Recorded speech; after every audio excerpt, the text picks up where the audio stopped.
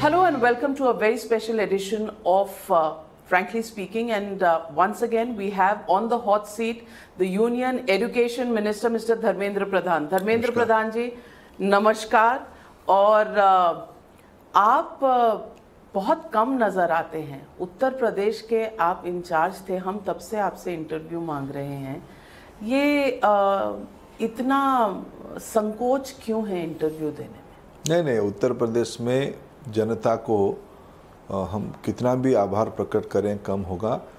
माननीय प्रधानमंत्री नरेंद्र मोदी जी की नेतृत्व को 2014, 2017, 2019 फिर 2022 उसके साथ वहाँ की लोकप्रिय मुख्यमंत्री योगी आदित्यनाथ जी को भी वहाँ की जनता ने आशीर्वाद किया। चुनाव की चेहरे वो दोनों थे। स्वाभाविक रूप में जनता की आस्था उनकी कामकाज पे और उनकी गरीब कल्याण नीतियों पे लोगों ने भरोसा किया। मेरा एक मानना है कि नेतृत्व को ही लोग भरोसा करते हैं, संगठक अपना काम करता है। नेतृत्व की विजन, नेतृत्व की पॉलिसी, नेतृत्व की प्रोग्राम, नेतृत्व की स्कीम्स, उसी पे लोग भरोसा करते हैं। चुनाव उन्हीं के कारण जीता जाता है, जनता की निर्णय के कारण जीता जाता है। वही उसी पे जोर देना चाहिए। धर्मेंद्र प्रधान जी, लोग कहते हैं कि आप इतने इलेक्शन जीतते हैं, BJP is an election winning machine, और ये जो इलेक्शन आप जीतते हैं उसके कारण एरोगेंस आ गया है, आप में बहुत अहंकार आ गया है। और आज पार्लियामेंट में जो चल रहा है ये बीजेपी की सत्ता का अहंकार है, ऐसा विपक्षी दलों का कहना है। इस पर आप क्या कहें? देखिए, संसद को जो लोग चलने नहीं देते हैं, जो लोग सत्ता पक्ष तो डिबेट के लिए तैयार है, लोकसभा में और राज्यसभा में दोनों हाउस में पहले दिन से, राज्यसभा में आदरणीय चेयरमैन महोदय और लोकसभा में आदरणीय स्पीकर महोदय, दोनों ने डे वन से सत्ता पक्ष की साथ चर्चा करके डिबेट के लिए हम लोग तैयार है। किसी भी मुद्दे पे डिबेट के लिए जो आज देश के सामने प्रसंग है उसके ऊपर हम चर्चा है। लेकिन मामला कुछ और है। एक परिवार और एक राजनीतिक पार्टी देश में अपने आप को नियम से ऊपर मानते हैं। एक फ्यूडल माइंडसेट के लोग होने के कारण तो कानून से खुद को ऊपर मानते हैं। इसीलिए जानबूझ के देश की कानून व्यवस्था को ना हम नहीं मानेंगे, इसी की सीरीज में संसद को भी नहीं चलने देंगे। ये उनकी एक राजनीतिक व्यवस्था है, राजनीतिक मजबूरी है। उसमें भारतीय जनता पार्टी सभी समय में कोऑपरेटिव है। हमारी जिम्मेवारी, सत्ता पक्ष की जिम्मेवारी होती है सदन को चलाने में। सदन चलता किस मुद्दे पे? तर्क के ऊपर, वाद विवाद के ऊपर, प्रसंग के ऊपर। हम तो सारा विषय में ओपन माइंड पे हम तैयार हैं। आप चर्चा क्यों नहीं करना चाहते हो? चर्चा से क्यों भागना चाहते हो? और आप, देश की जनता सारा विषय को देखती है और आप उसको कुछ ना कुछ बहाना करके कहोगे, ये आपकी विवेक है, आपकी समीक्षा है। जनता इसको समीक्षा भी कर रही है। लेकिन विपक्ष का कहना है कि महंगाई का मुद्दा सबसे अहम मुद्दा है, महंगाई हो या बेरोजगारी हो। इस पर आपने चर्चा करने से मना कर दिया क्योंकि वित्त मंत्री उस वक्त अस्वस्थ थी। लोगों का ये भी तो सवाल है कि आपके पूरे व्यवस्था में, आपकी पूरी कैबिनेट में कोई और मंत्री नहीं है जो इस पर जवाब दे सकता है। अगर ये इतना बड़ा मुद्दा है, अटक गए आप, अड़ गए अपनी जगह पर आप, और विपक्ष को दोष देना कहां तक सही? नहीं, ये तो सारे फैक्ट है। मैं जो कह रहा हूं आपके सामने फैक्ट है। हम सारे विषयों के ऊपर विवाद और वितर्क के लिए प्रस्तुत है। वही बात स्वाभाविक है, वित्त मंत्री जी की कुछ समय के लिए, 2-4 दिन के लिए निजी कुछ विषय था, तबीयत वगैरह इशू था, वो ठीक है, संसद में वो पहुंची है। हम सारे प्रकार की तर्क के लिए, डिबेट के लिए हम ओपन है, हम तैयार हैं। लेकिन अपने हिसाब से जब आप चाहेंगे तब। आप किसी के मानवीय विषय को अगर आप ऐसे ही दिखोगे तो उसमें मेरा पास कोई उत्तर नहीं है। आज हम सभी विषयों में तैयार है। और आपने कहा कि कांग्रेस की विवशता है कि वो अपने को कानून से ऊपर समझती है। तो कल जो प्रहार हुआ, कांग्रेस पार्टी कहती है कि आपने प्रहार किया है सोनिया गांधी जी पर और आपकी पार्टी ने उन्हें इंटिमिडेट करने की कोशिश की, बदतमीजी की। ये तमाम आरोप लगे हैं आपकी पार्टी पर। देखिए, कल जो हुआ संसद के अंदर ऑन रिकॉर्ड है, और परसों भी जो हुआ था, किसी व्यक्ति की, कांग्रेस पार्टी की प्रेसिडेंट को कानून व्यवस्था के अंदर कोर्ट की आदेश से, ये बात मैं फिर दोहराऊंगा, कोर्ट की आदेश से जो लोग बेल में थे उनको देश की व्यवस्था के अनुसार उनको इंक्वायरी में जाना था, इंटरोगेशन होना था, चल ही रहा है कई दिनों से। और देश उसके ऊपर कैसे हिंसा होती है देश के अंदर, इंड्यूस्ड एजिटेशन कैसे किया जाता है वो भी देख रहा है। उसी में अपना निष्ठा, अपना लॉयलिटी को प्रकाश करने के लिए, प्रकट करने के लिए अधीर रंजन चौधरी जी ने इस प्रकार की अपशब्द लगाया। देश की पहली बार एक आदिवासी महिला और उड़ीसा जैसे प्रांत से आए हुए एक महिला को जो राष्ट्रपति बनी है, राष्ट्रपति बनने के बाद सभी के होते हैं, उनको राष्ट्रपत्नी कहना। और ये कहते हैं, मैं उनकी बयान देख रहा था कि मैं बंगाली आदमी हूँ, मेरे गलती से छूट गया, ऐसा नहीं है। 2 बार राष्ट्रपति कहने के बाद जानबूझ के राष्ट्रपत्नी कहना, उसी विषय पे अगर आपत्ति होती है, कल जो आपत्ति हुई लोकसभा में, आखिर स्मृति जी ने कही क्या? कांग्रेस पार्टी की अध्यक्ष यहीं बैठी है, क्या उन्होंने अनुमति दिया था इसे कहने के लिए? क्या उनको उत्तर देना चाहिए? क्या ये प्रजातंत्र में ये जिम्मेवारी नहीं बनती है क्या? उतना ही तो कहा, इस पे इतनी क्यों बात बनी? आप असहिष्णु हो, आपकी ये पहली बार नहीं हुआ है। कांग्रेस पार्टी के एक प्रवक्ता ने पहले भी कहा था, द्रौपदी कौन है, ये तो रबर स्टाम्प है। विपक्ष की प्रत्याशी ने कहा तो रबर स्टाम्प है। क्या देश की आदिवासी समाज रबर स्टाम्प है? उनकी चुप्पी को आप ऐसे ही अवज्ञा करोगे, ऐसे ही माखौल उड़ाओगे, ऐसे ही नीचा दिखोगे? मूल विषय यही है, आपको गरीबों की एम्पावरमेंट, गरीबों की खुशी आपको देखी नहीं जाती है। इसीलिए आपने परसों आपने घिनौना शब्द लगाया। कितना भी कोठर शब्द में आपको निंदा किया जाए वो कम होती है। और कल उसको किस एरोगेंस से आप हमें अहंकारी कहते हो? कल लोकसभा के बाहर कांग्रेस पार्टी की अध्यक्षा ने माफी मांग दिया है। ये कोई दया है क्या? देश की राष्ट्रपति पद में बैठी हुई गरीब आदिवासी महिला आपकी दया की पात्र है? आपको हजम नहीं हो रहा है। सामान्य घर के व्यक्ति आज राष्ट्रपति कैसे बनेंगे, प्रधानमंत्री कैसे बनेंगे और प्रमुख भूमिका में कैसे निभाएंगे? ये जागीर तो हमारी है, पीढ़ी दर पीढ़ी हम ही चलाएंगे, हमारे खानदान के, हम नियम के ऊपर है, हम सारे इंक्वायरी के ऊपर है, कोर्ट के ऊपर है। ये जो आपकी एक ताना का माइंडसेट है, संविधान को तोड़ के इमरजेंसी लगाने वाले कौन थे? आप ही थे। मीडिया की आजादी को गला घोटने वाला कौन थे? आप ही थे। और आप आज देश को, जब आप कटघरे में, जो हमारी भारत की लोक कथा में एक बात है, जैसे करनी ऐसे भुगतोगे भी, जैसे करोगे ऐसे ही भुगतोगे। आज देश की व्यवस्था आपको इस सारे चीजों में जब प्रश्न चिन्ह में रखता है, आपको दिक्कत होती है। क्यों? आप मानते हो देश हमारी घर की चीज है, हम ऊपर है देश की। यही एक मूल सैद्धांतिक असहमति हो रही है। धर्मेंद्र प्रधान जी, आपने जैसे कहा जैसी करनी वैसी भरनी, तो अब ईडी का ही किस्सा देख लीजिए।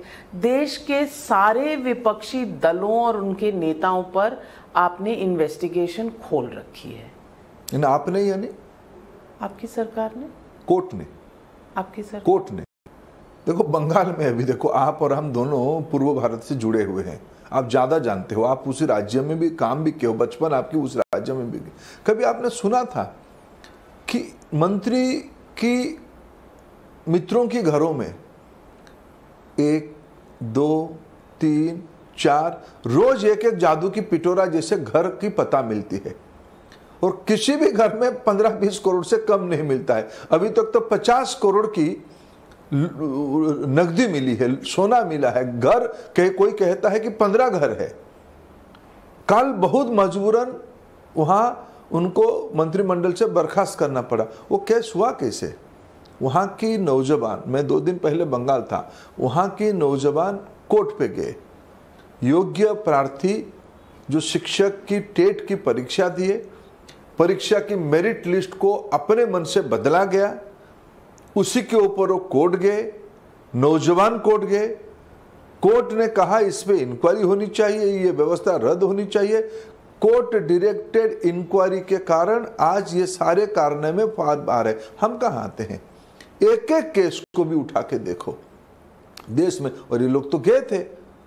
अभी जो नेशनल हेराल्ड की केस में बात चल रही है, कहाँ कौन? आप संपत्ति लिए आज़ादी के उपरांत पंडित जवाहरलाल नेहरू जी की समय से आपने संपत्ति लिए अखबार चलाने के लिए और पब्लिकेशन हाउस बनाने के लिए आपने लिया। आपने किया क्या उसको? आपने उस आपकी पार्टी की संपत्ति को पार्टी से पैसा लेके अपने निजी नाम पे बनाया। ये हमने तो नहीं गया था कोर्ट में। कोर्ट में कोई पीआईएल हुआ, पीआईएल से बात आई और कोर्ट में आप बेल में हो।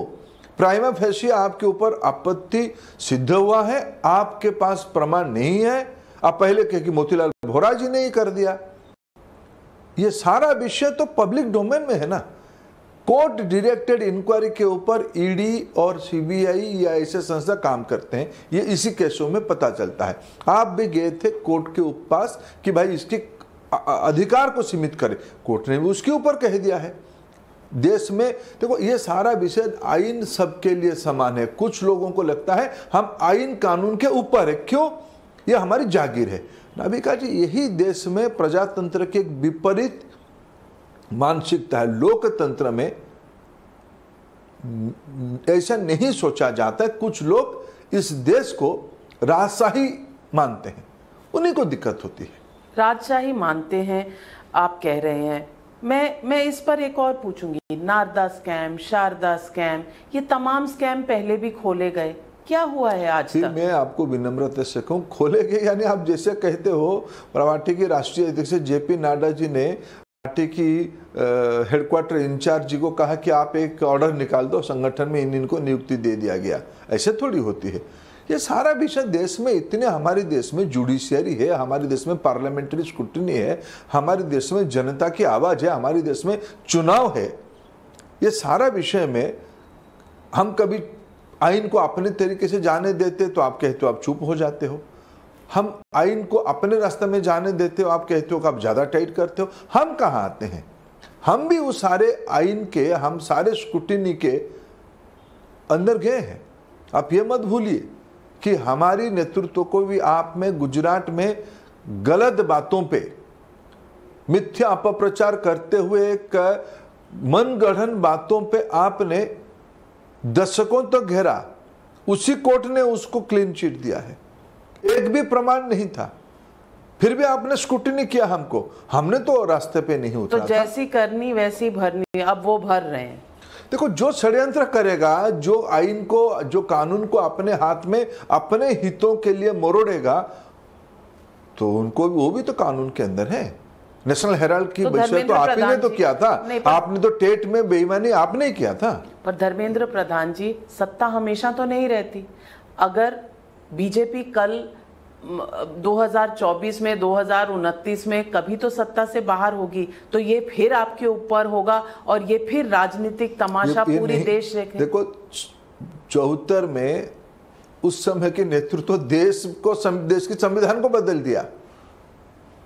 शाहबानो केस में जजमेंट आया, अपने राजनीतिक इच्छा से नहीं हुआ तो कानून को बदल दिया, सुप्रीम कोर्ट की ऑर्डर को अनदेखा कर दिया। ये सुविधा की राजनीति बीजेपी नहीं करती, हम लोग लड़ते हैं। मैंने कहा ना कि भाई हम तो हमारे राष्ट्रीय अध्यक्षों को खोया है। श्यामा प्रसाद मुखर्जी देश की एकता के लिए बलिदान दे दिए। पंडित दीनदयाल उपाध्याय जी की हत्या हो गई। देश के अनेक विपक्षियों की, इमरजेंसी में कितने लोगों की हत्या हुई। आज भी देश में आतंकवाद के खिलाफ आवाज उठाने के लिए अनगिनत लोगों की बलिदान होती है। ऐसे नहीं सोचना चाहिए। और हम कोई किसी को डराने के लिए सत्ता में रहने के लिए। हम जानते हैं प्रजातंत्र में कोई सत्ता में निरंतर नहीं रह सकता है, नहीं रहता है, लेकिन इसके अर्थ नहीं है कि सही को सही, गलत को गलत नहीं कहा जाए।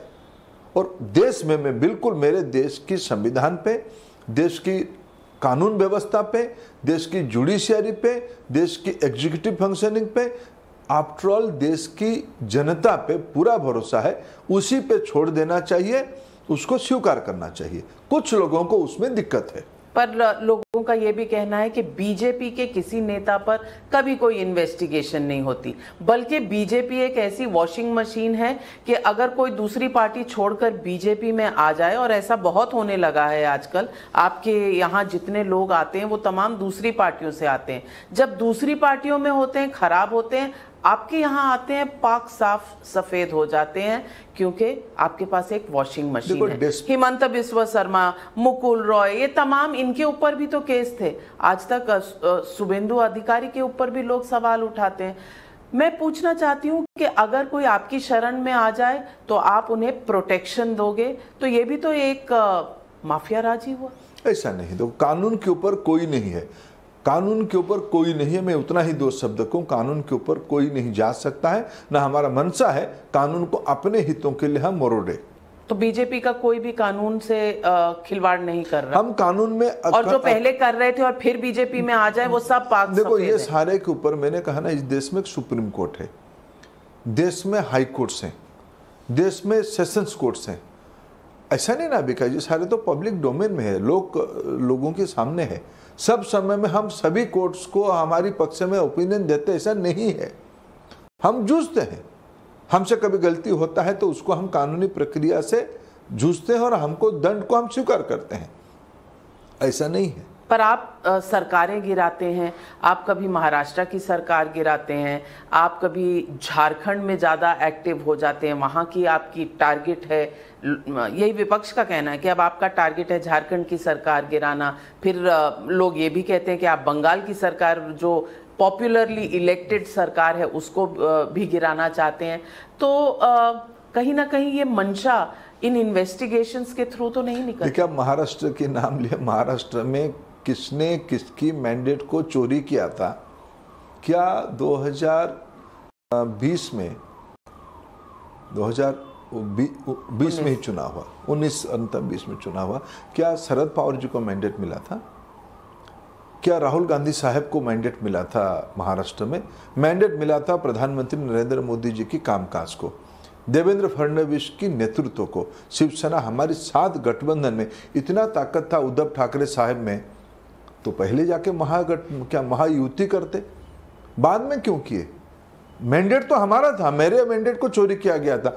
शिवसेना को समझ में आ गई, शिवसेना को समझ में आ गई, इसीलिए शिंदे साहब ने शिवसेना की ज्यादा कार्यकर्ताओं को लेकर फिर लौट आए, युति में लौट आए, हमारी एनडीए में लौट आए, फिर हमारी सरकार बन गई। मैंडेट तो मेरा चोरी हुआ था, और हमारा कोई मंशा नहीं किसी की इलेक्टेड गवर्नमेंट को डिस्टर्ब करना। और बाकी झारखंड वगैरह की बात मत कहिए। झारखंड में आप आपकी पत्नी के नाम पे संपत्ति करोगे, आपके भाई के नाम पे संपत्ति करोगे, खुद के नाम पे संपत्ति करोगे, आप कैसे देश राज्य चलाओगे? कॉन्फ्लिक्ट ऑफ इंटरेस्ट कुछ है कि नहीं है? कानून कुछ है कि नहीं है? चुनाव आयोग को हम मैनेज करते हैं क्या? कोर्ट को हम मैनेज करते हैं क्या? प्रजातंत्र में लोग तो आपत्ति उठाएंगे ना, आप गलत करोगे तो लोग उठाएंगे आपत्ति।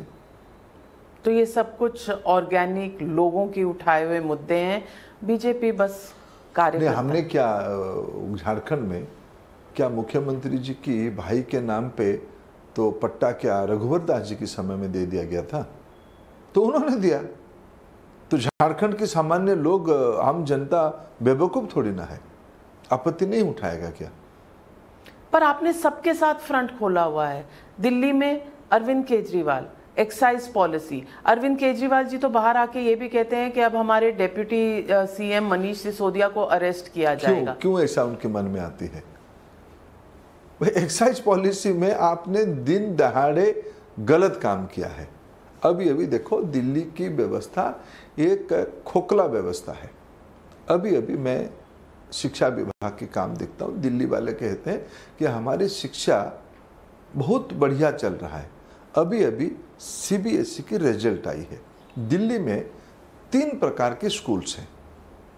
दिल्ली सरकार से चलने वाले स्कूल्स हैं, दिल्ली में प्राइवेट इनिशिएटिव से चलने वाले प्राइवेट स्कूल्स हैं, दिल्ली में केंद्रीय सरकार की सेंट्रल स्कूल जैसे संस्था भी है। तीनों के रिजल्ट को आप उठा के देखिए। जब से ये लोग जिम्मेवारी में आए, प्रति वर्ष इनकी सीबीएसई की 10वीं और 12वीं की सरकारी स्कूलों की रिजल्ट खराब होते जा रहा है। ऐसे क्यों हो रहा है? आपको सरकार नहीं चलानी है, आपको स्लोगान देना है, आपको विज्ञापन देना है, आपको झूठ बोलना है। एक्साइज पॉलिसी में आपने गड़बड़ी नहीं किया तो डर क्यों हो रही है आपको? कई सारे इंक्वायरी होते हैं, कई सारे पब्लिक लिटिगेशन होते हैं। इंक्वायरी में अगर पाक साफ हो तो निकल ही जाओगे। डर किस बात की हो रही है आपको? और आपने पंजाब में सरकार बनाया, आपकी स्वास्थ्य मंत्री को आपकी मिली भगत था। आप सारे लोगों को कहा था कोटा इतना देना पड़ेगा। बात कैसे निकल गई? आप उनको आप ही ने तो आपकी पार्टी के नेता थे ना। कैसे आपकी सिस्टम क्या था कि 15 दिन के अंदर आपको पता चल गया? पहले पता नहीं था। व्यक्तित्व होता है। जब चोरी पकड़ में आती है, जब आपकी नाकामी पकड़ में आती है, आप दूसरे को कहते हो और उसी को आप ग्लोरीफाई करते हो। ये तो अलग राजनीतिक कल्चर के लोग हैं। गलती भी करो और उस गलती पे आप ढोल भी बजाओ, देखो देखो हमने कैसे ठीक कर दिया, हमने ठीक कर दिया। भाई आप ही के मंत्री, आप ही की नई चुनी हुई सरकार, पंजाब की जनता आप ही ने भरोसा किया, इसलिए आपको आपके मुख्यमंत्री जी अपने सीट को कैसे बचा पर वो अपने model school system, model education system को आप गुजरात लेके जा रहे हैं। इसीलिए आपकी नज़र मनीष सिसोदिया पर है, क्योंकि वो इस एजुकेशन सिस्टम को चला रहे हैं और आप डर गए हैं, ऐसा आम आदमी पार्टी का कहना है। नाभिका जी, आप जानते हो दिल्ली में स्कूल्स में जो बच्चे थोड़ा कमजोर होते हैं उनको एक अलग पंक्ति में दिल्ली की सरकारी स्कूलों में बिठाया जाता है। जिन बच्चों को ज़्यादा केयर करनी चाहिए, जिनकी ज़्यादा चिंता होनी चाहिए, दिल्ली की शिक्षा व्यवस्था उन बच्चों को तिरस्कार करती है। छोटे क्लास में, क्लास 6, 7, 8, 9 इन दोनों उनका एक असेसमेंट करके जो बच्चा कमज़ोर है उसी को बाहर बिठाते हैं। बजाय ही उनको ज़्यादा महत्व दे, उनको और नीचा करते हैं, उनकी मनोबल गिराते हैं, उनकी मोरल्स घटाते हैं। ये दिल्ली की शिक्षा व्यवस्था है। आपको रुचि है वाइट वॉशिंग करने में, आपको रुचि है मटेरियल परचेज करने में, आपको रुचि है विज्ञापन देने में। सीबीएसई में आपके रिजल्ट में खराब प्रतिवर्ष क्यों होते जा रहा है? एक आधा साल कहीं हो गया, हम समझ में आता है। हर एक साल क्यों खराब होती है? आपकी लर्निंग आउटकम की जब असेसमेंट होती है, आपके इतने चिंताजनक रिजल्ट क्यों आते हैं? किस शिक्षा व्यवस्था की आप बात कहते हो? दिल्ली में अभी आप भी अखबार ने पढ़ा होगा, दिल्ली यूनिवर्सिटी में 12 कॉलेज की पैसा 92 में से दिल्ली सरकार देती है। महीनों तक पैसा नहीं देते, वहां तनख्वाह नहीं दिया जा सकता है। दिल्ली सरकार अपने हायर एजुकेशन की दायित्व नहीं ले पाती है। किस प्रकार की शिक्षा व्यवस्था के एक प्रचार सर्वस्व झूठे लोगों की सरकार है। मैं पूछना चाहती हूँ, आज नेशनल एजुकेशन पॉलिसी का भी सेकेंड एनिवर्सरी है। एजुकेशन पॉलिसी आपने बनाई, उसके ऑब्जेक्टिव्स थे, सराहनीय थे ऑब्जेक्टिव्स, लेकिन अगर आज भी आप देखें तो बदला क्या है देश की एजुकेशन पॉलिसी में? अगर आप 12th की बात कर रहे हैं तो मैंने खुद देखा है कि कुछ ऐसे स्टेट्स हैं, साउथ के स्टेट्स हैं, जहां स्टेट बोर्ड्स 100% सबको दे देते हैं और वो लोग तमाम दिल्ली के स्कूलों में या कॉलेजेस में या बम्बई के कॉलेजेस में जब जाते हैं तो उनको एडमिशन मिल जाता है, लेकिन सीबीएसई के बच्चों को एडमिशन नहीं मिलता क्योंकि उनकी मार्किंग अलग है। हमारे देश में स्टैंडर्डाइजेशन पर कोई काम क्यों नहीं होता? एजुकेशन पॉलिसी देश की स्कूली शिक्षा में 25 करोड़ बच्चे पढ़ते हैं। उनमें से पूरा अगर देश की मैं 10th और 12th ये 2 स्टैंडर्ड में बच्चों की नंबर गिनती करूँ तो करोड़ों में आता है। देश की चित्त मानस, देश की स्टैंडर्ड्स एक नहीं है। हम दिल्ली में बैठ के देश एक है, सारे प्रकार की बोर्ड एक हो जाए, ये नहीं हो सकता है। भाषा की विविधता है, भौगोलिक सीमा सरमाया की चैलेंजेस है, सीमांत इलाके अपनी दुनिया है, ये सारे में सारे स्टेट्स एक प्रकार की क्वालिटी अपनाए, ये हम इंश्योर कराना चाहते हैं। स्टैंडर्डाइज हो, उनकी असेसमेंट इकट्ठा हो, उसकी चिंता क्या, एक बोर्ड नहीं हो सकता है। सीबीएसई एक मॉडल बोर्ड है, कई राज्यों ने अच्छे बोर्ड्स का भी परफॉर्मेंस है देश की। आखिर हमारे देश में आज़ादी की 75 साल हो गया, उसमें से ये नहीं हम कह सकते सारे अच्छे बच्चे सिर्फ सीबीएसई से आए हैं। प्रोविंशियल बोर्ड भी बहुत अच्छे हैं, अच्छे स्टैंडर्ड्स के हैं, ये बात सही है।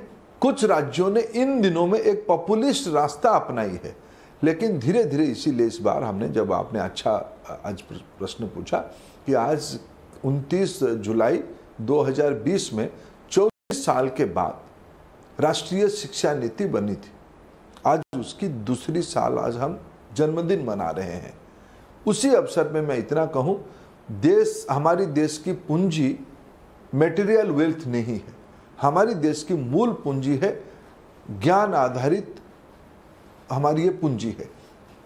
शिक्षा को भारत की आम जन की जीवन को सुधारने के लिए भारत सरकार प्रयासरत है। उसमें 10वीं और 12वीं की परीक्षा गुणात्मक हो। आज जैसे इस बार हम लोगों ने सेंट्रल यूनिवर्सिटियों को यूनिवर्सिटियों में एडमिशन करने के लिए एक कॉमन एंट्रेंस टेस्ट हमने CUET का व्यवस्था इसी साल से लगाया। जो प्रश्न आप कह रहे थे, कुछ बोर्ड्स में थोड़ा लिबरल मार्क्स देते हैं, उन राज्यों से भी हम बातचीत करते हैं, इनको फायदा नहीं होती है। लॉन्ग टर्म परीक्षा होती है, परीक्षा को डरना नहीं चाहिए। इसलिए प्रधानमंत्री जी हर एक साल आते हैं परीक्षा देने वाले बच्चों को मिलने के लिए, संबोधित करने के लिए, और वो वही कहते, परीक्षा को डरो मत, परीक्षा में मत पढ़ो, आप उसको एक सहजता से लो, आप उसको एंजॉय करो, आप उसको खुशी में सामना करो, तब जाकर आप उसमें अच्छा कर पाओगे। आपने कभी परीक्षा स्कूल में या कॉलेज में खुशी से दिए हैं? मैं तो नहीं दे पाया था, मेरे को उस समय में नरेंद्र मोदी जी जैसे गार्डियन नहीं मिले थे, इसलिए कोई देश के प्रधानमंत्री हमको उस समय कहते हैं बेटा डरो मत, मैं शायद कोशिश करता। इसलिए परीक्षा देश में जनता के मन में, बच्चों के मन में एक बोझ है, इसीलिए तो प्रधानमंत्री जी आते हैं खुद बात करने के लिए। कभी कभी मेरे को जब पहली बार आए, मेरे मन में भी लगा था कि प्रधानमंत्री क्या बात करेंगे बच्चों के साथ। तब से उस प्रोग्राम को मैं देख रहा हूँ, इस बार तो स्वयं पास बैठ के देखा, जिस सहजता से वो बच्चों से बातचीत करते हैं और एक देश के बच्चे उसको इंतजार करते हैं। उन्होंने किताब भी लिखा इसी विषय पे, देश की परीक्षा को सरल करना पड़ेगा, देश की परीक्षा को लोगों को आनंद से कन्वर्ट करना पड़ेगा। ये संभव है, इसी में पढ़ाई। तो फिर तमिलनाडु में इतने सुसाइड्स क्यों हो रहे हैं? देखो, ये तो एक सोशियो साइकोलॉजिकल इशू है। इस विषय पे देश की सिर्फ एक ही विषय पे नहीं है, दक्षिण भारत में कुछ प्रांतों में, आंध्र में, तमिलनाडु में, ये दो प्रांतों में भावना मूवी के लेकर तो ऐसे कुछ भी घटना सामने आती है। कुछ इतने भावनात्मक लोग, इतना उनके मन सकारात्मक है, उसको एक पॉजिटिव दिशा देना पड़ेगा। इसलिए तो वहाँ की नेतृत्व तो काम भी कर रहा है, कोई भी पार्टी का हो, वहाँ के नेतृत्व तो सबकी। बच्चे अपने जिंदगी को इमोशन में गलत रास्ते पे ना जाए, सभी की जिम्मेवारी है, मेरे भी जिम्मेवारी है, आपकी है, वहाँ के लोगों की भी जिम्मेवारी है। इसलिए परीक्षा क्लिष्ट है, परीक्षा की पद्धति को बदलना पड़ेगा। सिर्फ परीक्षा को बदलने से नहीं होगा, परीक्षा के पीछे पढ़ाई की व्यवस्था को बदलने की आवश्यकता है। आगे की दुनिया को भी नया तरीके से बनानी पड़ेगी। ये सारा विषय राष्ट्रीय शिक्षा नीति में उल्लेख इस बार किया गया है। एक फंडामेंटल पैराडाइम शिफ्ट इस शिक्षा नीति की अप्रोच है, परीक्षा भी उसमें एक हिस्सा है। तो पैराडाइम शिफ्ट जो है, और अमित शाह जी ने बहुत काम किया इस नेशनल एजुकेशन पॉलिसी में भी। उनका कहना है कि देश में हिस्ट्री पर बहुत अलग तरह की इंटरप्रिटेशन हुई है, असली हिस्ट्री, असली इतिहास देश को बताया ही नहीं गया है। तो टेक्स्ट बुक्स में आप बदलाव लाने वाले हैं, चेंज लाने वाले हैं, क्योंकि विपक्ष का कहना है कि जो आपकी न्यू एजुकेशन पॉलिसी है ये इतिहास को डिस्टॉर्ट करने जा रही है, क्योंकि ये नागपुर एजुकेशन पॉलिसी है। देखिए, ये किसी की प्रजातंत्र में किसी की टिप्पणी पे हम क्यों रिएक्ट करें। विपक्ष की काम है अपना टिप्पणी देना, उससे हम अपने को, मैं तो उसको कसौटी मानता हूँ। वो प्रजातंत्र में, लोकतंत्र में विरोधी पक्ष का ही काम होना चाहिए, वो अपना टिप्पणी दे, हम उसमें से सीख लेनी चाहिए, उसको कसौटी माननी चाहिए। मैं तो मैंने मेरे भी सामाजिक जीवन 40 साल को हो गया, मैं हमारी प्रतिस्पर्धा, विरोधी तो कोई होना नहीं चाहिए प्रजातंत्र में, प्रतिस्पर्धा वालों को मैं ऐसे मानता हूँ। एक अमित शाह जी ने जो विषय कहा उसको आप उनको मिसकोट मत करिए। उन्होंने कहा कि हमें किसी चीज़ को बदलने की आवश्यकता नहीं है, हमें जो सही चीज़ उसको लेने की आवश्यकता है। मैं नाविका जी एक कैरेक्टर के बारे में मैं आपको पूछना चाहता हूँ, क्या आप आलूरी सीताराम राजू जी को जानते हैं क्या? क्या आप लक्ष्मण नायक जी के नाम कभी सुने हैं क्या? क्या आप देश की सबसे कम उम्र की बलिदानी अंग्रेज हुकूमत के समय में बाजी राउत की बलिदान के बारे में जानते हो क्या? अमित शाह जी कहते हैं ये भी वीर रहे, ये भी सूर रहे। आलूरी सीताराम राजू आंध्र के इलाका में आदिवासियों में क्रांति किया था। बाजी राउत उड़ीसा जैसे प्रांतों में 12-13 साल के लड़का अंग्रेजों को चुनौती दिया था, मैं नौका में नहीं बिठाऊंगा आपको, गोली मार दी अंग्रेजों ने। इतिहास में सर बच्चों की, इस पात्रों की स्थान नहीं है। आजादी के अमृत महोत्सव पे माननीय प्रधानमंत्री जी ने कहा इसे सारे अनजान हीरो को, अनकहे कथा को हमको लाना है। हमारी अप्रोच इतिहास के बारे में यही है, जो है वो सो है, लेकिन जो नहीं है, जिनको जानबूझ के, हमारी मानना है ऐसे सारे वीरों के बारे में देश को जानने की हक है। इसी काम पे हम लगे हैं। राष्ट्रीय शिक्षा नीति केवल इतिहास को डील नहीं करता है। मैं जब पैराडाइम शिफ्ट कहता हूं, दुनिया भारत की ओर बड़े आशा के नयन से दिखता है, विशेष करके इमर्जिंग इकोनॉमी, विशेष करके डेवलपिंग इकोनॉमी भारत को अपना ज्ञान की केंद्र मान चुका है। इसीलिए भारत की नौजवानों को ग्लोबल सिटीजन में कन्वर्ट करने के लिए, जिसके कारण भारत की आवश्यकता, भारत की समस्या के साथ साथ दुनिया की आवश्यकता और समस्या को पूरा करने का ज्ञान भारत के बच्चों में हो, यही हमारी राष्ट्रीय शिक्षा नीति की एक मूल आह्वान है, मूल रिस्पॉन्सिबिलिटी है। टेक्नोलॉजी,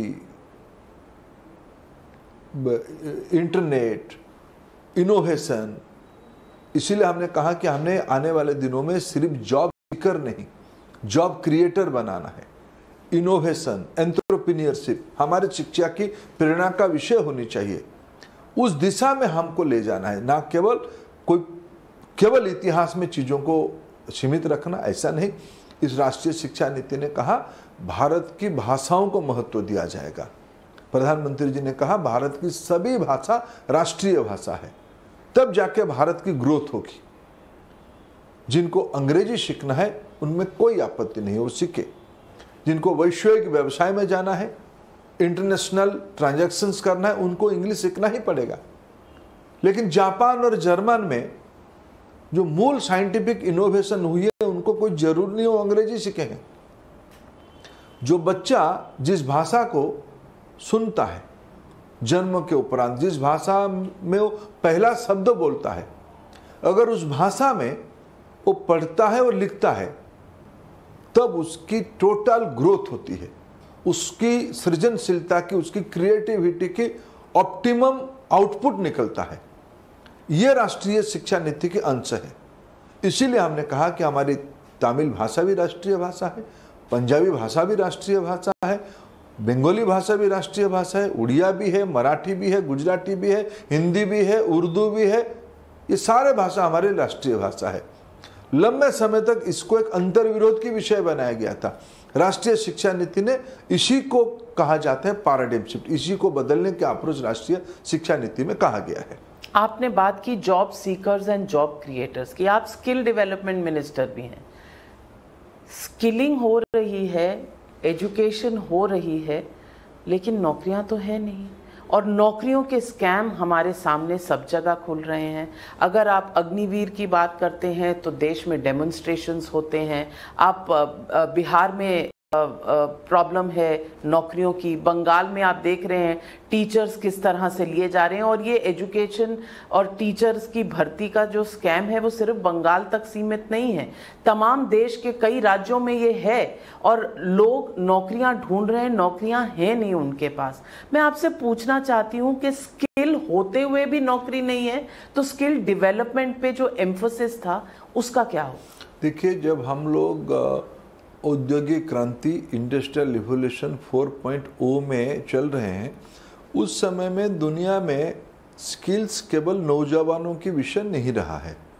हमारी पूरा वर्कफोर्स, जो बच्चा क्लास 6 से रिसर्च तक पढ़ता है, जो बच्चा एक कामकाजी आयु में आ जाता है और अपनी अंतिम समय तक यानी 59 साल तक, ये सारे मानव संबल को, मैन पावर को इंडस्ट्रियल रिवोल्यूशन 4.0 के तहत अपने को रीस्किल अपस्किल करना ही पड़ेगा।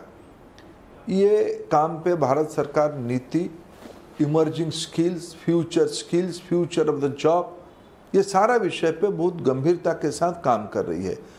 हमें संभावना दिख रही है भारत के अंदर काम को अपग्रेड करना, हमारी इकोनॉमी आउटपुट उसमें से बढ़ेगी। उसके साथ साथ दुनिया में कई देशों में प्रधानमंत्री जी जाके समझौता करके आए हैं, जहां हमें उनकी भी मानव संबल में भी हम योगदान कर सकते हैं। भारत के नौजवानों को रोजगार और स्वरोजगार उसमें से भी मिल सकता है। इसी व्यापक फ्रेमवर्क में इसीलिए प्रधानमंत्री जी ने पिछले मंत्रिमंडल की रिशफल में शिक्षा और skills, education and skill development दोनों को एक ही ब्रैकेट में ला के रखा है। बाकी रहा मूल, देखो इसे जब मैं कहता हूं कि हमारी शिक्षा नीति में मूल अप्रोच है जॉब क्रिएटर बनाना, चीज़ों को फॉर्मलाइज करना। मैं आपको एक सुखद सूचना दूं, पिछले दिनों में जब स्किल इंडिया, डिजिटल इंडिया की एक कार्यक्रम में प्रधानमंत्री जी ने कहा कि भारत आज दुनिया की डिजिटल ट्रांजैक्शन की 40% भारत में होती है। उसके अर्थ है नए जॉब्स निकल रहे हैं, उसके अर्थ है हम इनफॉर्मल इकोनॉमी को फॉर्मलाइज करते जा रहे हैं। हम देश में नए नए रोजगार कैसे नए तरीके से सृजन हो। मैंने कहा ना, टेक्नोलॉजी हम चाहे ना चाहे आ ही रहा है। उस शेर को हम सवार करें, उसके लिए खुद को तैयार करें। दो ही रास्ते में संभव है, एजुकेशन स्किल की ब्लेंडिंग में हम अपने नौजवान को तैयार करना पड़ेगा।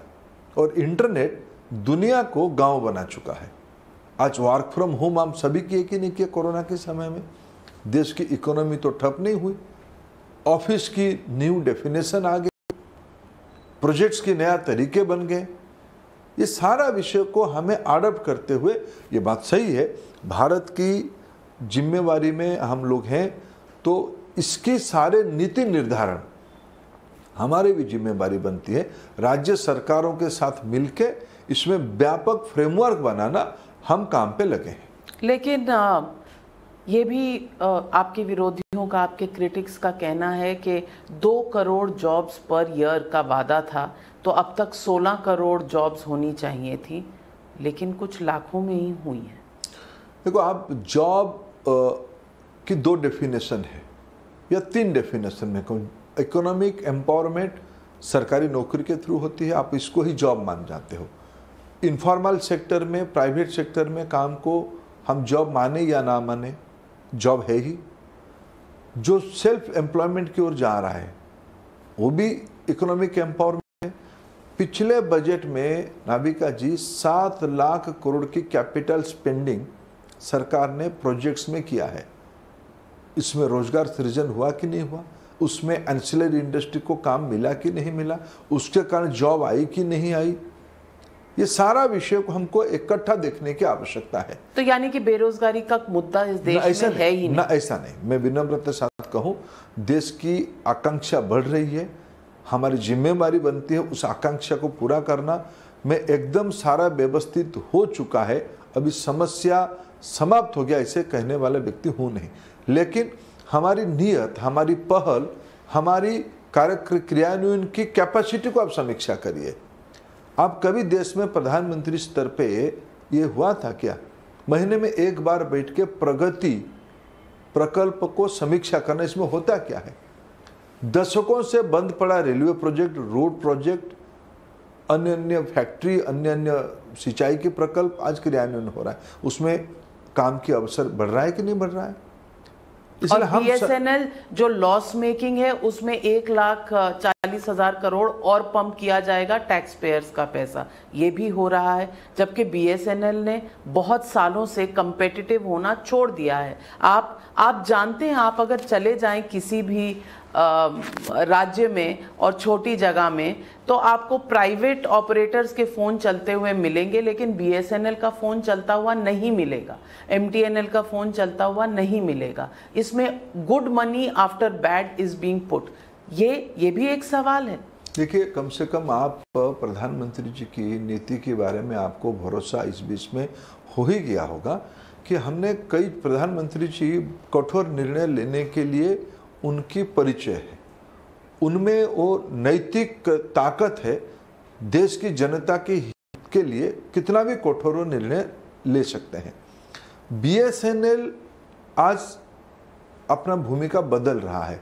अनेक सालों के बाद पहली बार BSNL की प्रॉफिट होना शुरू हुआ है।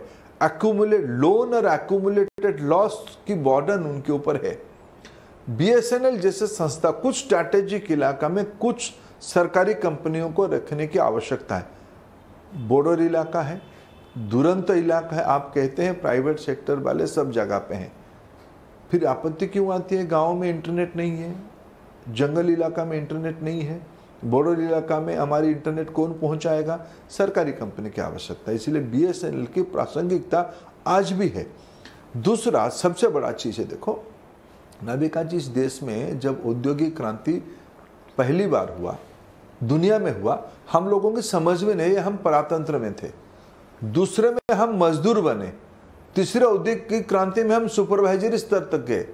औद्योगिक क्रांति 4.0 में हमें मौका मिल रहा है हमारी नौजवानों को उसकी मालिक बनाने के लिए, उसकी मुखिया बनाने के लिए। BSNL नहीं रहेगा तो भारत में इंडिजिनस 5G कैसे आएगा? आज हमारी डिपार्टमेंट ऑफ टेलीकम्युनिकेशन और हमारी भारत की सारे बड़े IITs मिल के इंडिजिनस 5G की इनोवेशन कर दिए हैं। BSNL है तो उसकी हम टेस्ट करेंगे, सफलता के साथ करेंगे, हमारी देश मैन्युफैक्चरिंग हब बनेगा, हम दुनिया के गरीब देशों को टेक्नोलॉजी प्रोवाइडर होंगे, तभी तो हम देश में बड़ा महाशक्ति तभी तो हो पाएंगे। इसलिए हमने इस बार की जो बजट में कैबिनेट में निर्णय किया 2 दिन पहले, ये देश के हितों के लिए है, देश के फ्यूचर के लिए है, देश की सुरक्षा के लिए है। और BSNL पटरी पे आ चुका है, गाड़ी चल रही है। इसीलिए तो आपके क्रिटिक्स ये भी कहते हैं कि हर वो चीज़ जो आप किसी और तरीके से नहीं एक्सप्लेन कर पाते या जस्टिफाई कर पाते, उसको यहाँ नेशनल सिक्योरिटी या नेशनल प्राइड बना देते हैं। जैसे हर घर तिरंगा पर भी लोगों के ऑब्जेक्शंस हैं कि सब लोग पेट्रियाटिक हैं और ये 75वीं आज़ादी सिर्फ आपकी नहीं है, हम सब की है। तो सबको बताना कि उन्हें झंडा लहराना चाहिए, इसकी ज़रूरत नहीं, क्योंकि आप सर्टिफिकेट देना चाहते हैं कि कौन पेट्रियट है कौन नहीं। देखो, दुर्भाग्य से देश की कुछ जगह पे, कुछ विधानसभाओं में जब वंदे मातरम गान हुआ, ये देश में ये भी बात आ चुकी है, एक आधा जनप्रतिनिधि खड़े भी नहीं होते हैं। ये भी स्थिति पहुंच चुके हैं नाभिका जी। देखो, हमने कभी नहीं कहा कि, हम तो कहीं नहीं कहा कि बीजेपी की ओर से इसको हम अपील कर रहे हैं। देश के प्रधानमंत्री जी ने अपील किया है। क्या सब घर में झंडा लगते हैं? नहीं लगते हैं। आज हम कोशिश कर आजादी की 75 साल जब हो रहे, हर एक घर में झंडा लग जाए, वातावरण बने। आज कोई सामाजिक उत्सव होता है, 3-4 दिन 5 दिन पहले उसकी माहौल बनती है। हम जब बच्चे थे, मेरे को याद है, हम 26 जनवरी और 15 अगस्त के दिन भोर 5 बजे उठ के प्रभात फेरी करते थे। आज हो रहा है क्या? उतना ही तो प्रधानमंत्री जी ने कहा, प्रभात फेरी करो, 2-3 दिन पहले से करो, उसको उत्सव मनाओ। कौन सी गलत बात कह दिया? आज विडंबना यही है। ऐसे सारा विषय को देश के प्रधानमंत्री नहीं कहेंगे तो और कौन कहेंगे? राष्ट्रपति जी अपने विषय पे नहीं कहेंगे तो कौन कहेंगे? और मेरे को तो यही इसी में हैरानी है, क्या इसको प्रधानमंत्री जी अपने एजेंडा में कहें, उसको हमको राजनीति क्यों दिखती है? देश के प्रधानमंत्री है, लोगों के द्वारा प्रजातंत्र में तरीके से डेमोक्रेटिक प्रैक्टिस से चुन के आने वाला नेतृत्व है, यही देश के संविधान में लिखा है। मेरे को हैरानी इसी विषय में, क्यों किसकी आपत्ति उसमें हो रही है? इसको क्यों विवाद आप बनाना चाहते हो? क्योंकि उमर अब्दुल्ला कहते हैं कि चलिए हर घर तिरंगा में कोई दिक्कत नहीं है, लेकिन तिरंगा वहां लहराइए जो एरिया है जहां अब तक चीन बैठा हुआ है गलवान की तरफ। उनको क्या जवाब देंगे? शायद वो खबर दबर रखते नहीं है। गलवान घाटी में भारत की सीमा में तिरंगा बड़े आराम से फैल रहा है। टेरिटरीज और भी जगह हैं, पर वहां देखिए, आप निश्चित रहिए, भारत की संकल्पना है, हम तो पाक ऑक्युपाइड कश्मीर जो भारत की अभिन्न अंग है वहां भी तिरंगा फहराएंगे। कब? आप इंतजार करिए, निश्चित रूप में इस देश की इच्छा शक्ति 2024 से पहले के बाद। इस देश के, देखो, ये कोई समय से इसको मत जोड़िए। देश की सामूहिक संकल्प को होना ही होना है। ये सब देश की सामूहिक संकल्प है, दल मत निर्विशेष से संकल्प है, भारत की आवाम की निर्णय है, ये होना ही होना है। लेकिन आप विपक्ष को तो साथ लेकर चल नहीं रहे। 23 विपक्षी दलों के सांसद बाहर बैठे हैं धरना पे 50 घंटों के लिए। बेचारे बाहर बैठे हुए हैं, अंदर आपकी कांग्रेस से ठनी हुई है। मुद्दा कोई और है नहीं पार्लियामेंट में। आप अपने देश को तो जोड़ नहीं पा रहे हैं, आप बाकी पाकिस्तान ऑक्यूपाइड कश्मीर कैसे जोड़ेंगे? ये भी सवाल आपसे पूछा जा सकता है। मैं उड़िया में एक शब्द कहूँ, जब देश में हम लोग भाषा में, मैं अगर धीरे धीरे कहूँगा तो लोग समझ जाएंगे। मैं उड़िया में एक प्रोवर्ब कहता हूँ, चेई सोई थी वो जिए ताकू उठे वो किए। जो जानबूझ के सोया होगा उसको कोई नहीं उठा सकता है।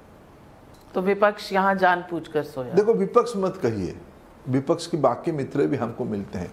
विपक्ष में एक दो पार्टियों की मन में पीड़ा है, आज ऐसे क्यों हो रहा है। हमने देखिए, अभी राष्ट्रपति जी का चुनाव हुआ, पार्टी की ओर से देश की वरिष्ठ नेता, देश की रक्षा मंत्री बात की सभी पार्टियों से। उन्होंने कहा कि पहले माननीय राजनाथ जी ने कहा कि चलो मिलके एक प्रत्याशी करते हैं। उन्होंने हम अपना कर दिए, हम अपना प्रत्याशी कर दिए। फिर प्रत्याशी नंबर 1, 2, 3 राजी नहीं हुए तो चौथा नंबर प्रत्याशी को उन्होंने घोषणा कर दिए। जब एनडीए की ओर से प्रधानमंत्री जी ने आदरणीय द्रौपदी मुर्मू जी का नाम लाया, फिर उन्होंने कहा हमको पहले क्यों नहीं बताया? अरे हम तो बताए थे आपको, पहले मिलकर तय करते, आपने इंतजार नहीं किया, आपने कर दिया। और हुआ क्या नतीजा? आपको नाविका जी ध्यान है, जब 125 एमएलएस की क्रॉस वोटिंग, 17 एमपीज की क्रॉस वोटिंग। तो फिर केरल में हमारे सदस्य हैं क्या? या केरल विधानसभा में भी हमने गड़बड़ी कर दिया? देखो, कुछ रियलिटी को विपक्ष के कुछ मित्रों को, विशेष करके राजशाही वाले एक दो खानदान को समझने की आवश्यकता है। पर वो देश बदल आप चुका उनको है। शहजादा बुलाते हो तो आप कहते हो कि सही है, वो आपको राजा बुलाते हैं तो आपको राजा कौन है? आप तो कुछ दिन पहले कहते, आपकी सभा में कहते थे। अरे मौत की सौदागर वाला उपमा लोगों ने भूला है क्या? गटर की किड्डा हरिप्रसाद जी का लोगों ने भूला है क्या? उसकी स्तर है चाय बेचने के लिए, उसकी टिप्पणी लोगों ने भूला है क्या? ये कौन है द्रौपदी, किसकी द्रौपदी टिप्पणी भूला है क्या? राष्ट्रपत्नी की टिप्पणी बहुत पुरानी है क्या? किस मानसिकता के लोग हो आप? किस मानसिकता के लोग हो आप? सामंतशाही हो, आप फ्यूडल हो, आप देश की गरीबों को मखौल उड़ाने वाले लोग हो। आप क्या कहोगे? आपकी पीड़ा हम समझ सकते हैं, लेकिन देश की जनता ने तो तय किया। पर ये तो कहा जा सकता है कि आप सिंबोलिज्म में विश्वास रखते हैं, आप सिंबल दिखा रहे हैं। आपको कौन मना किया था? आपके हाथ में पीढ़ी दर पीढ़ी आपके पास नेतृत्व रहा। आप अगर सिंबोलिज्म की आपत्ति आप हमें करते हो तो आपने क्या किया था? अटल जी को मौका मिला, एपीजे अब्दुल कलाम राष्ट्रपति की प्रत्याशी बने और हुए। प्रधानमंत्री नरेंद्र मोदी जी को मौका मिला, परम आदरणीय रामनाथ कोविंद जी राष्ट्रपति जी के प्रत्याशी हुए। अभी फिर दोबारा मौका मिला, गरीब आदिवासी की बेटी द्रौपदी मुर्मू जी राष्ट्रपति बने। यही हमारी आपत्ति है। आपको इतना गरीबों से क्यों बैर है, क्यों आदिवासियों में बैर है? आप उनको, उनके एम्पावरमेंट में आप कहते हो कि ये सिंबोलिज्म है। क्या क्या मैसेज देना चाहते हो? ये देश ने आपको भी यहां पहुंचाया, आपको भी कभी जिताया, और मेरे प्रधानमंत्री जी ने पार्लियामेंट में भी उसको स्वीकार किया है। अब तक जिन्होंने भी दायित्व लिया और सबने सरकार देश के लिए अच्छा किया है। हमने तो नहीं कहा कि आपने कुछ चीजों को सिंबोलिज्म में किया, आपने किया कुछ चीजों को सिंबोलिज्म। गरीबी हटाओ की नारा आपने सिंबोलिज्म में दिया था, कोई नहीं गरीबी हटा। हमारी नीति आई तो हमने सबके लिए योजना बनाई। जिन जिन वर्गों के मन में आप आज भी डर पैदा कराते हो, जब उनको हम सरकार के लाभ पहुंचाते, चावल पहुंचाते, बिजली पहुंचाते, घर देते हैं, या गैस चूल्हा पहुंचाते, या बैंक खाते में पैसा पहुंचाते माताओं के नाम पे, हमने कोई जाति, धर्म, भौगोलिक इलाका नहीं दिखा। भारतीय जनता पार्टी को वोट देने वाले राज्य को सिर्फ पैसा भेजेंगे ऐसा नहीं देखा। क्या बात आप करते हो? मैं अगर आपको बात कहानी इन लोगों की कहूं, क्यों आज ये लोग इतने हंसिए पे खड़े हैं? मनमोहन सिंह जी देश के प्रधानमंत्री होते थे और आसाम को प्रतिनिधित्व करते थे। गुजरात में तब माननीय नरेंद्र मोदी जी मुख्यमंत्री की भूमिका में थे। वहां के लोगों ने उनको बार बार जिताया। तेल उत्पादित होती है देश में आसाम और गुजरात में। गुजरात और आसाम की न्यायोचित ऑयल रॉयल्टी को गुजरात को नहीं देना था, उन्होंने बंद कर दिया। गलत तरीके से उनको बंद कर दिया। मोदी जी ने कोर्ट पे गया, गुजरात कोर्ट पे गया, हाई कोर्ट, सुप्रीम कोर्ट में जाके जीत के उनको मिला। आपको सुन के हैरान होगा नाभिका जी, आसाम की लगभग 12-15 हजार करोड़ रुपया उन्होंने नहीं दिया। गुजरात को नहीं देना था, आसाम को भी नहीं दिया, और आसाम इनको 3 बार निरंतर जिताया। मनमोहन सिंह जी आसाम की प्रतिनिधित्व करते थे। प्रधानमंत्री जी की चुने हुए राज्य में भी आसाम के अधिकार के पैसा को इन्होंने नहीं दिया था। ये लोग पापी लोग हैं। क्या कहेंगे ये लोग? देश के साथ इन्होंने जैसे खिलवाड़ किया है, जैसे मजाक उड़ाया, देश की संपत्ति, देश की अधिकार, देश के गरीबों के अधिकार कि इन्होंने जैसे माखौल उड़ाया। इनके क्या नैतिक अधिकार है कुछ विषय पे कहने के लिए? राजनीतिक हित ही उनकी सर्वोपरि है। राजनीतिक हित से एक परिवार की सुरक्षा, परिवार की हित इनकी सर्वोपरि है। ये जब लोकतंत्र में, लोकशाही में ज्यादा नहीं चलता है। हमें भी मालूम है, हम कोई निरंतर, कोई एक विचार, कोई एक समूह निरंतर नहीं जीत। देश की जनता जब तक चाहेगी तब तक हम लोग हैं। लेकिन यह पाप हमने नहीं कभी किया है, हमने सबकी चिंता की है। तेवर कड़े हैं, मिजाज गर्म है, पार्लियामेंट अभी चल रहा है। मुझे तो कोई उम्मीद की किरण नहीं नजर आ रही कि जनता के मुद्दे वहां आएंगे। आपको आ रही है? बिल्कुल आ रही है, बिल्कुल आ रही है। हम जनता के लिए ही यहाँ आए हैं। हमने कई प्रकार की प्रक्रिया, हम पार्लियामेंट में उत्तर स्थापित कर रहे हैं, हमने पार्लियामेंट में बिल पास कर रहे हैं। जो विषय देश के हित में होनी चाहिए, ज्वलंत मुद्दे पे चर्चा होनी चाहिए, हम तैयार है। विपक्ष चर्चा के लिए राजी नहीं है, हो हल्ला करने के लिए उनको आनंद है। देखते हैं आगे के दिनों में क्या होता है। लेकिन आज हमसे बात करने के लिए और दिल खोल के फ्रैंकली बात करने के लिए आपका बहुत बहुत धन्यवाद। Thank you very much for joining me on frankly speaking.